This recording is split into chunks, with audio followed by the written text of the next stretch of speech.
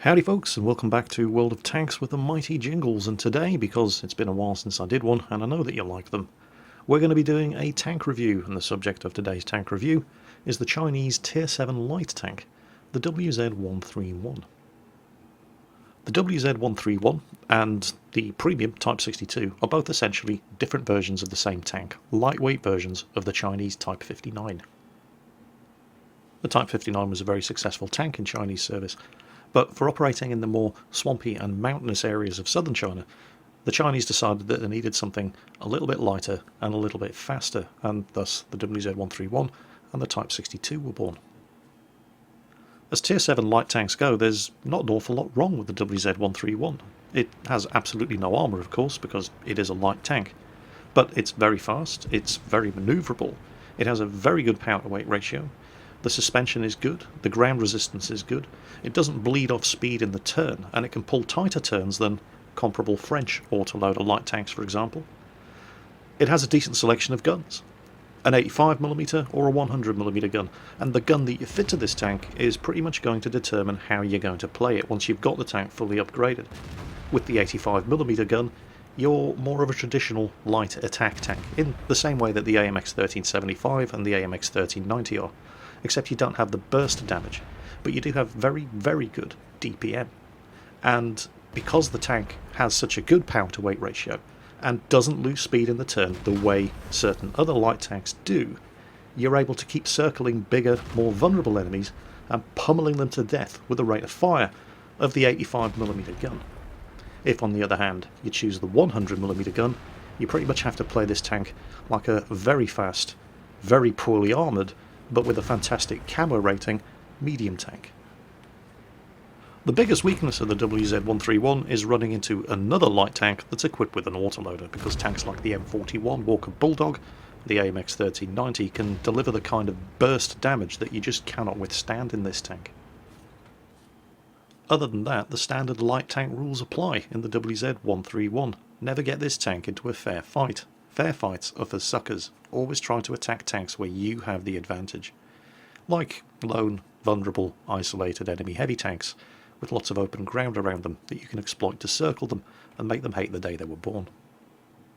So, let's take a closer look at the details, and then we'll have some games. And the first thing that we're going to take a look at is the gun selection. You can save yourself a lot of pain and heartache on the WZ-131 before you even get the WZ-131 if you've done your homework on the Type 58 medium tank prior to unlocking this thing, because both of those tanks share certain upgrades, most particularly the engine and that first 85mm gun. If you have unlocked that 85mm gun, the grind on the WZ-131 is going to be pretty painless. If you have not unlocked that 85mm gun on the Type 58, welcome to hell, because you don't want to be taking that 76mm gun into Tier 7, 8, 9 and 10 matches.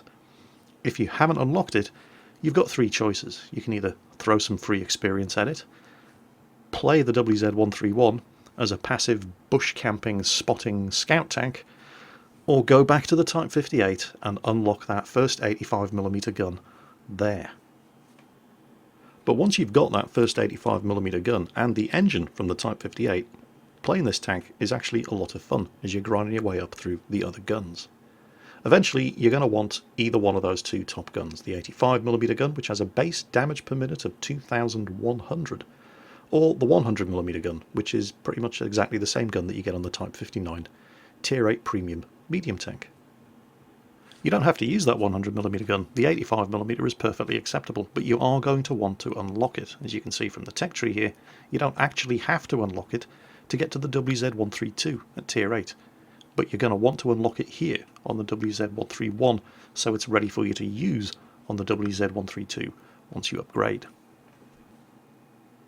While the first 85mm gun is a perfectly acceptable gun to use while grinding on this tank, you're going to need to unlock the turret in order to go any further than that. The turret itself isn't much of an upgrade. You get an extra 10 meters of view range, slightly more health on the tank, and an extra 5mm of turret side armor, so that instead of being very, very, very bad side armor, it's just very, very bad side armor. It is actually probably worth pointing out that that extra 5mm of turret side armour does mean that the side of the turret will no longer be completely overmatched by 90mm guns, but to be completely honest, nobody really cares about the armour on the turret side. You don't get the turret for the increased armour protection. You get it so you can unlock the bigger and the better guns. The engine. There's only one engine upgrade on this tank, and it's a very, very good upgrade. It gives you an extra 21% power to weight ratio, but the best thing about this engine is you don't have to unlock it on the WZ-131. Like the first 85mm gun, this engine can be unlocked on the Type 58. So if you haven't already unlocked it on the Type 58, go back and unlock it on the Type 58. Either that, or throw some free experience at it, because you really, really do need that engine. Unlike on a lot of other tanks, you don't actually have to unlock the suspension as the first upgrade. The stock suspension has enough load capacity to fit both the top engine and the first 85mm gun, and even a gun rammer, without having to upgrade the suspension. You're going to want to get the suspension, of course, because it gives you more manoeuvrability, gives you better ground resistance, and you're in a light tank. Mobility is life, but unlike on other tanks, it's not something that you have to spend your experience on straight away. And then there's the radio. Probably the last thing you're going to be spending experience on in this tank, and the stock radio isn't bad. It has a 600 meter signal range, but you are a tier 7 light tank, and whether you want to or not, you are probably going to end up scouting in tier 8, 9 and 10 matches, and having that extra signal range is going to help your team kill the tanks that you've spotted, instead of not being able to see them on the minimap because your radio doesn't have the range to relay their position. Recommended equipment? Camo net, some kind of optics to increase your view range, whether that be coated optics or binocular telescopes. If you're going to use the 85mm gun, you don't really need a gun rammer because it has a rate of fire of over 10 rounds per minute anyway, so that allows you the flexibility of installing, for example, ventilation. If you do have the 100mm gun, which I have fitted here purely for display purposes, then you're going to want a medium caliber tank gun rammer, but if you're not using the 100mm, skip the gun rammer and go for ventilation. And that is pretty much it. Now, let's have a look at some games and see this bad boy in action. This is the Firefly. He is using the 100mm gun. He's in a tier 8 match on El Khaluf. Look at the speed of this thing. This thing will easily maintain a speed of 45 kilometers per hour even in the tightest turn it's capable of pulling. And unlike French light tanks, this thing is capable of pulling some very, very tight turns indeed.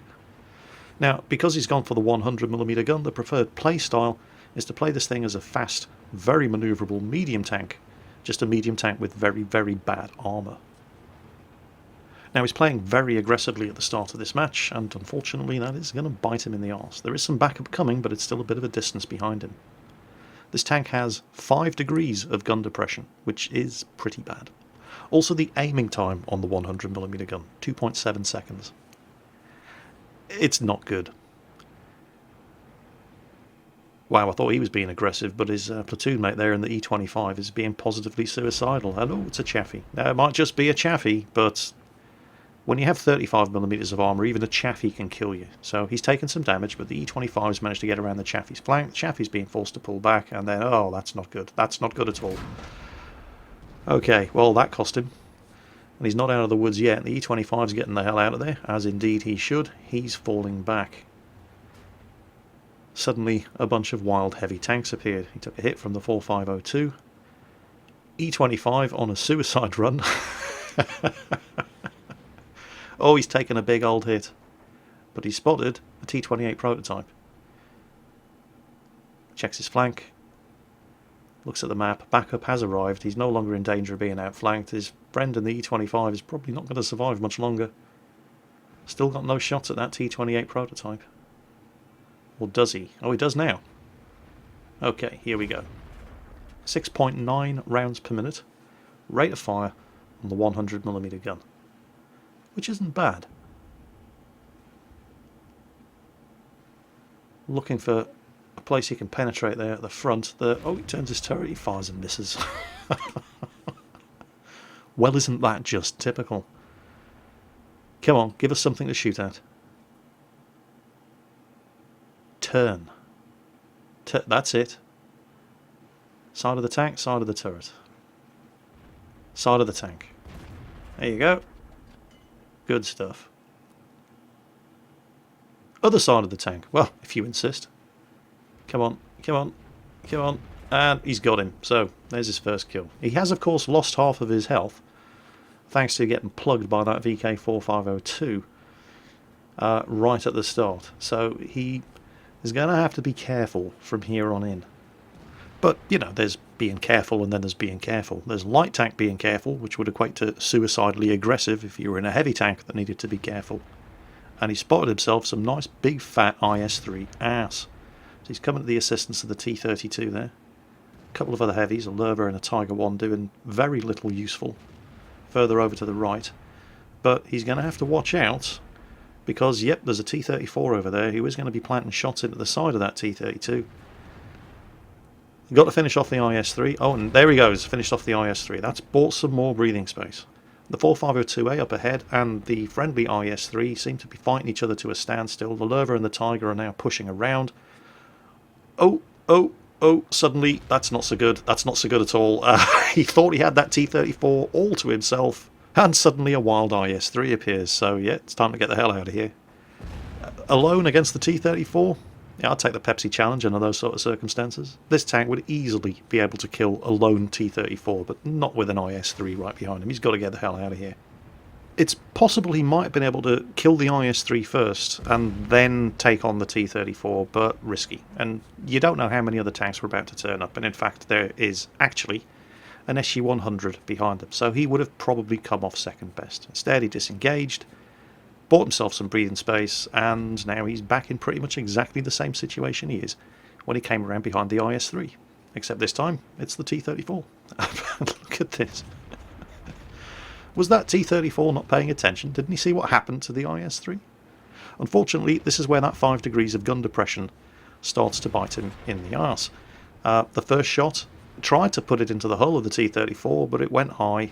Didn't really have the gun depression, and the side of the T-34's turret is surprisingly strong, but the T-34's now focused on him, and yep, that's just making him an easy kill for all of the heavy tanks behind him. So, it's not looking too bad. 7 tanks left on the enemy team, and 5 of them are artillery. In fact, he's already loading the high explosive in anticipation of running into one of the artillery. And he's going looking for them. He's done the medium tank thing. Now he's going to do the light tank thing. If he runs into that T-71, he could be in trouble. Particularly because he's got the 100mm gun loaded and has lower DPM, even though it has a higher alpha damage than the 85. T-71 can cause him significant problems. This tank does have trouble when it runs into autoloaders. But, oh, artillery. And he's got high explosive loaded. And, of course... low damage roll. But he's not going to get away. Somebody else nails him. Now, there's the Super Pershing. Okay, switch back from high explosive to armor piercing, and you are not going to believe this damage roll. Watch this. We've got him bagged. What? 1 health. I think he was actually going to try to ram him there. Which is a brave move when you're in a tank that only weighs 24 tons. But somebody else killed him, and many didn't have to. And the T-71, well, he was all the way down over there on the other side of the map where the VK3002M is, but he hasn't been seen since. Which probably means that our artillery are about to get a nasty surprise. Oh, there he is. Yeah. Now, oh, this could be tricky, because if he manages to kill our artillery, we're going to have to cap. So come on, Artie. Come on, Crusader self-propelled gun. Defend you. There we go. He's done it. So now it's party time. There they are. Artillery everywhere. Yep, good choice. Kill the one with the gun pointing towards you. The VK is going for the SU-14 over there. He puts 1 shot into him. The Hummel doesn't know which way to turn his gun. High explosive loaded again. That's what we're talking about. And, wow, the VK and the SU-14 died. What happened there? Let's take a closer look. There's the SU-14. There's the VK. He puts a shot into him. And it looks like he doesn't want the Firefly to get the kill. So he rams him. Totally worth it. So, how do you think he did there? I mean, that was an ace tanker game. And he did get the high caliber medal, but it didn't seem like he did that much damage during the course of that match. Well, you'll be surprised to know that he actually did over 3,000. Which was by far the most damage of anybody on his team. But the enemy team were kind of hamstrung here. The matchmaker hadn't done them any favours. A third of their team were artillery, and when you have that kind of lineup, you have to deliver all your damage in the first 5 minutes of the game. Otherwise you just run out of tanks spotting for you, and the artillery becomes largely powerless, and unfortunately artillery just didn't get the job done. The Su-14-2 was the only player on the team who made any kind of impact, and it just wasn't enough. But I'm sure the Firefly isn't complaining. 17 shots fired, 15 hits, 13 penetrations, 3,124 damage. He only took 2 hits, one from the Chaffee and one from the VK-4502, and they were right at the start of the match. He even got 1,100 tracking, spotting and assistance damage, and expenses, negligible. 100mm ammunition, cheap as chips, didn't need to fire any premium ammunition, and so he made 47,000 credits clear profit as a result of that match. So, same tank, different setup. This is Zarkos. He's in a tier 8 match, this time he's in an urban map, and he's using the 85mm gun with that very distinctive muzzle brake at the end of the barrel there. So what are the differences between the 85 and the 100mm gun, other than the obvious difference, which is going to be increased penetration and higher alpha damage? Well, the 85mm gun has a much better aiming time, 2.3 seconds as opposed to 2.7 seconds. It's also got better accuracy, 3.6 as opposed to 3.8. And it seems to be very good at firing on the move as well. It has less alpha damage, only 200, compared to the 250 of the 100mm gun, but it has a significantly faster rate of fire, over 10 rounds per minute, as opposed to the 6.9 rounds per minute on the 100mm, which means that it has a base unmodified damage per minute of 2,100. This is actually my preferred gun of choice on the WZ-131. With this gun equipped, you are very much a light tank, as opposed to when you have the 100mm gun and you pretty much play this thing as a very fast, very stealthy, but very weakly armoured medium tank. Another not wholly insignificant factor that a lot of people overlook when they're comparing the different guns on this tank is the fact that the 85mm gun also weighs less than the 100mm gun. And of course, if you're carrying less weight on the tank with the same horsepower engine, you therefore have a better power to weight ratio, so you accelerate better, you decelerate better, you're marginally more manoeuvrable, and if you're in a light tank, speed and mobility is life. One thing that I haven't really talked about while discussing the merits of this tank is scouting, and I've done that on purpose because this is not a scout. Yes, it can scout. All light tanks can scout. All medium tanks can scout, and in certain circumstances all heavy tanks can scout, but that's not really what the tank is for.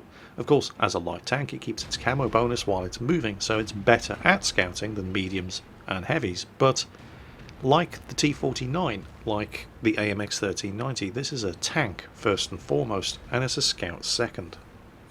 Don't think of this tank as a scout, think of it as a fast medium with bad armour, but fantastic mobility that keeps its camo bonus while it's moving and can scout if the situation requires it.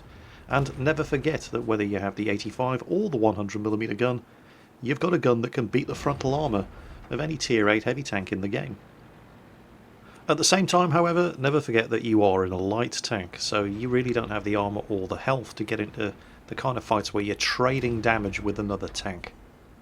Zarkos is just making this look easy. He's humiliating that AMX 5100. He's just beaten his aiming time over and over again, despite the fact that he's moving and the 5100 isn't. And now he's doing it again to the T69. I'm almost embarrassed for them. I mean, look at this. Over and over and over again. And any second now he's going to get his first kill. The T69 just can't back up fast enough, and bingo, there you go. So, only one kill so far, but he's done nearly 2,000 damage. And that AMX 5100 is just not learning his lesson. Zarkos has beat him every time he's popped out to take a shot, and the 5100's almost dead. 5100's backed off, possibly reloading. Oh, Centurion. Centurion's not paying any attention. He'll get one flanking shot at him, pulls back. He's now done over 2,000 damage. Assessing the situation, have a look at the map. They've pretty much got this flank. Where did that Comet go? There he is. He's almost dead. Alright, oh, he's spotted again. Probably the Comet. That flank seems to be taken care of. Doesn't really need to worry about the Comet anymore. Let's go after this Centurion. Give the rest of the tanks some support. There we go. And he's taken his first damaging hit. And that is one of the weaknesses of the tank, unfortunately. One of its biggest strengths, its small size and its low profile is also one of its biggest weaknesses, because of the various different equipment modules inside the tank are packed very, very close together. And the ammo rack in particular is kind of weak. It's not unusual. It's not quite as bad as in the Leopard prototype, for example, which seems to be made out of ammo racks. But you do get your ammo rack damaged a lot when you're in this tank. And it's not unusual to take one hit and suffer multiple module damage in the process. Now, he spotted an IS on low health, and there's artillery, but he's in cover. He doesn't have the gun elevation to hit him anyway. Sounds like the T-34-2 behind him just took a hit from somebody, possibly that Rheinmetall Balsig, and you don't want to get hit by him when you're driving a WZ-131. There's the IS, and that was actually an above average damage roll, wasn't enough to finish him off. The IS possibly using the 100mm gun, judging by the damage that he did.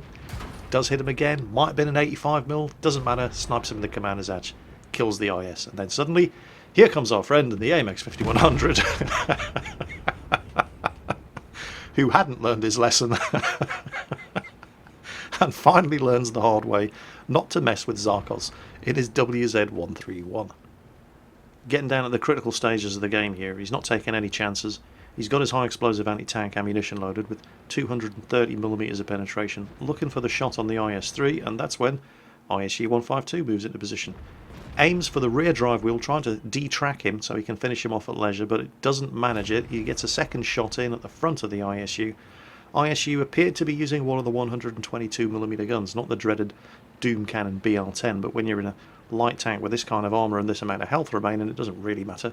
Either of those guns is capable of finishing him, and accidentally runs into the Rheinmetall Balsig here as he's rushing back trying to defend the artillery, but the Su-14-2 shotguns the T-49 who was making a rush on his position, and here comes the IS-3. He's got 2 rounds of high explosive anti-tank left, and he does act like a bit of a dick here, I have to say, pushing into the Rheinmetall Balsig, who has the 150mm gun, and demanding he attacks. But, well, it makes sense. The Rheinmetall Balsig can take a hit from the IS-3, and he does, but he unloads that 150mm gun, and while the IS-3 is reloading, here he goes. His first shot blows his tracks off.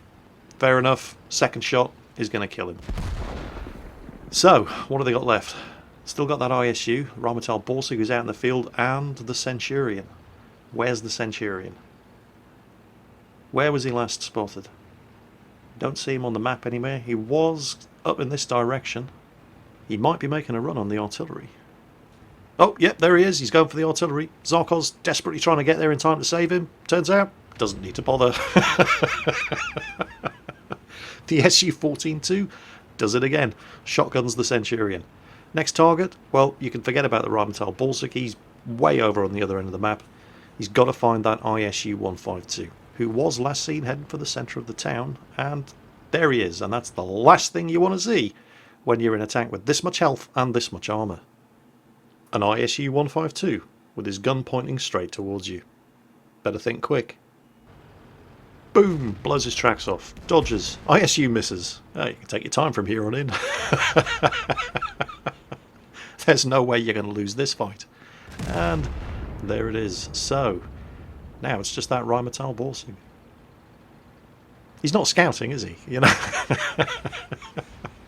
I mean, he has been scouting. He was doing some very good active scouting right at the beginning of the match, but he's not a scout. That's just not what this tank is for. Yes, it can scout. And yes, in a lot of circumstances, you probably should be scouting, because you'll be the best tank on your team, capable of doing it.